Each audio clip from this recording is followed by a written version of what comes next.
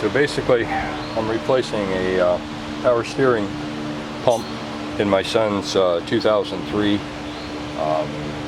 Grand Cherokee Laredo, and I just went ahead and got a new assembly here. This is the pump section, this is the reservoir, so I got it with the reservoir, and got a new pulley. Had to get a new pulley in this particular installation. But my focus right now is just to show how to fit a new pulley onto the shaft of the pump. So that's what I'll start with, and then during that process I'll also show how to remove it. So that's primarily what this focus is. I know there's a lot of videos out there, and they're really informational. I suggest always look at as many videos as you can, because there's always something else that you'll pick up in the process. So basically what I've got right now, well, first of all, let me start. You need the proper tools. This is a kit that I've had for some time, and I've lost the washer, but I'll show you how I've improvised for it. It seems to work okay.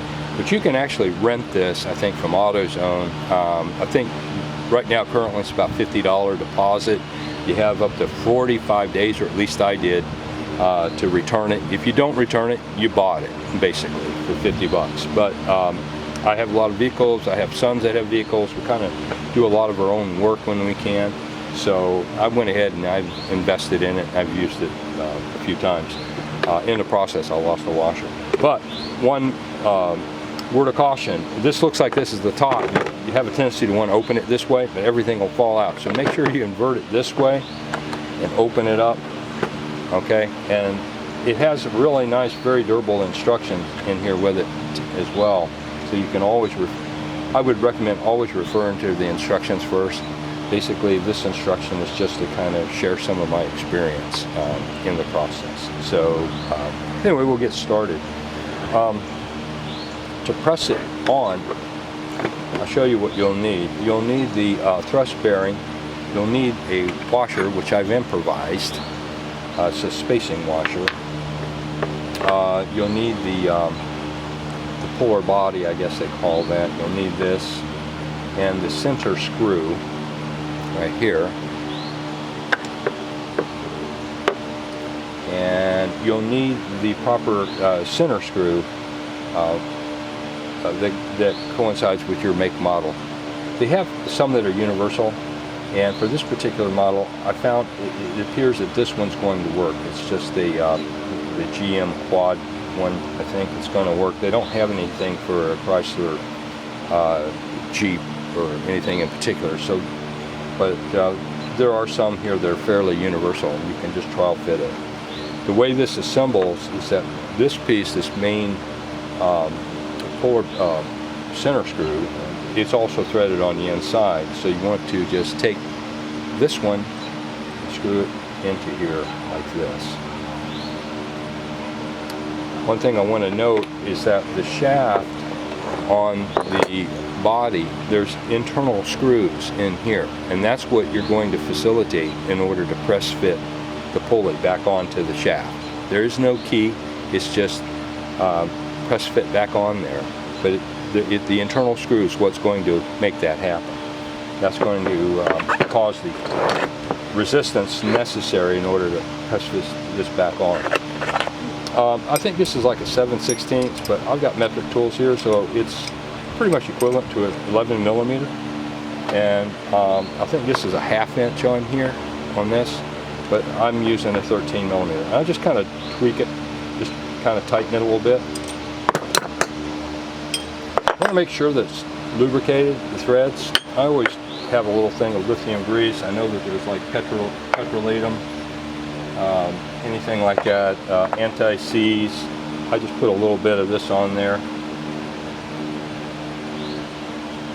Yeah, just to lubricate it. That might be too much. Okay, and okay, so we got this inserted in there. Torque it down. Go ahead and apply this.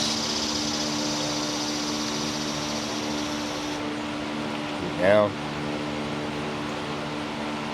And that it's looking kind of like that, okay? It's just going down. This is going to be, the large part's facing downward, okay?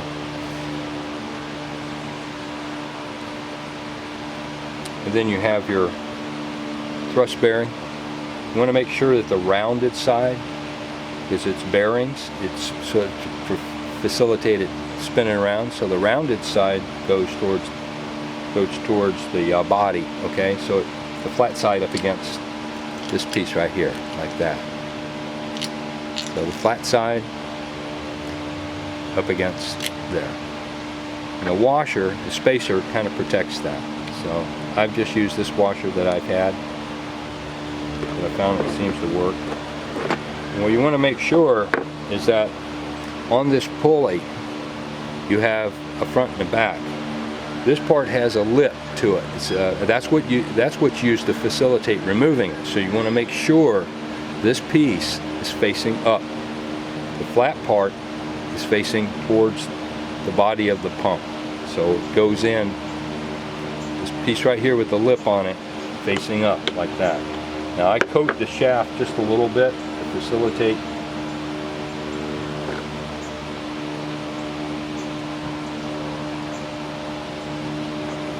installation. You just lay it on there and screw your assembly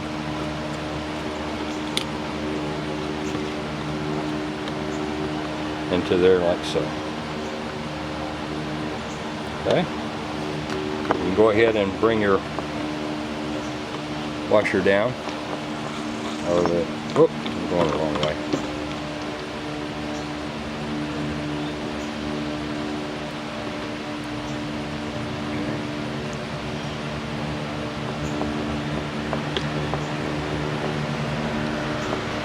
I guess I could time lapse this, but you want to just bring this all the way down. Get it started. There we go. Now you're going to set your ratchet as if you're unscrewing it, okay, to the left. And I could use a large adjustable wrench on this.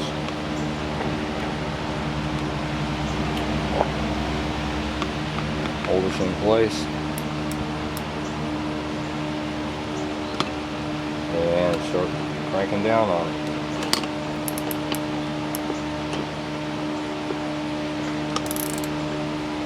You're moving the large wrench. Of course, I'm using the ratcheting function of, to bring it around instead of having to. You just continue going down with it. Now, I'm not going to go all the way down to the installation just yet because I want to show how to remove it. That is what starts pressing it onto the shaft. That starts pressing it onto the shaft, and it's already starting to do that. Now, I'm going to reverse this so I can demonstrate how to remove it.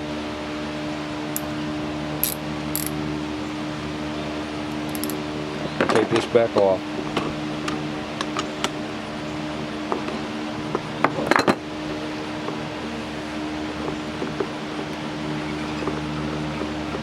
Okay. It's starting to press on there, and you just continue to press it until you're flush, until the shaft is flush to the lip of this. But I'm going to show now how to remove this. So let's start over. We won't need this, the thresher bearing. We won't need the washer.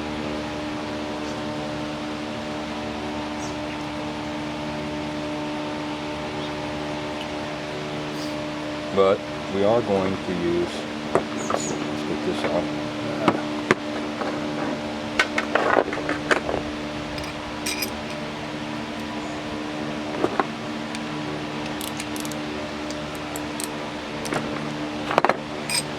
Okay, so we're not going to use this right now. And the parts that you're going to need to remove is, of course, this piece here and this piece, just like we had. I don't need to take it back off, but you're going to need this. You're going to need these jaws, okay? And on the jaws, you'll see how it goes together. It goes, this looks like it makes a complete circle, right? And then you have the other side that is more oblong. This side goes this side here. the thicker side goes underneath, like so. That's how that's going to fit. It's going to fit up underneath that lip. And you put one in on one side first, like that. But you'll need an additional piece here. It's called the center screw button in this kit, and it looks like this. And it simply goes in. There's a little bit of a resistance, but it just simply slips in here to protect the threads on this. So it slips in. That's what puts pressure against it as you're unscrewing it. So this screws on. This piece slips in. Screw it down so it gives you plenty of clearance. Take it all the way down to where just that button is protruding a little, okay? About like that, all right? You take one of these half sleeves and you slip it underneath. This goes in like so, and then this piece goes on the other side. And now you have a ring that holds everything together, and you slip the ring right over. Now you're assembled. Go ahead and do it by hand until you feel resistance, because what it's going to do, it's going to provide, as this is going down, it's going to provide resistance against that those sleeves, and you start pulling it up. So just go ahead and crank it down by hand. Now it's starting to get resistance, so it's pretty taut now, pretty tight. Now you're going to be turning this, not the center. You're just going to hold that with your ratchet, but you're going to turn it, the nut here, okay?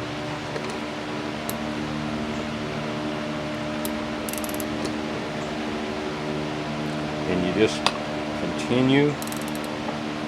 You're actually turning it to the bottom when I'm using the ratchet function to, you get a feel for it. You understand when you start doing it. You're just undoing this until it frees out, see, and it pulls it right off, just like that. And that's basically how it's done. I hope this helps, and good luck with the project. Thank you.